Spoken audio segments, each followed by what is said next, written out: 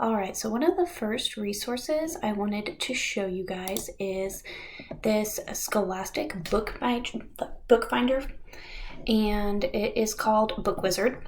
You can search and find the level of a book that a student is reading to see if it's appropriate, what they're interested in, or you can actually discover new books, and both of these are awesome options that you don't need an account for. So to find the level of a book, I would type in a book that the student may be interested in.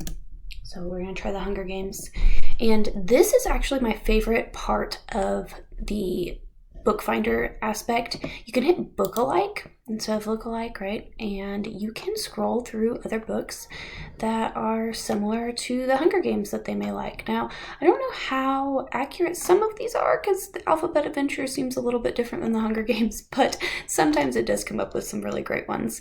It does always, of course, have the option to add to cart, or they can make a list, but it gives all of these good statistics here. Now, I don't know if that is quite as useful, though, as this Discover New Books aspect. This is what I plan on using with my students. So we can hit Get Recommendations here, and you can go by reading level if you have that, but what I'm going to use is the grade level, and hit Next. So then they would put in their grade. So I teach 9th grade English, and that's where I'm going to use this. They can choose fiction or nonfiction based on what they're interested in, and this would be a great point to explain the difference between the two. So I'm going to go with fiction here. And then you're going to select all of the subjects that you might be interested here. So if they like animals, maybe they like pop culture, maybe they like things that are emotional, and maybe magical as well. We're going to click those.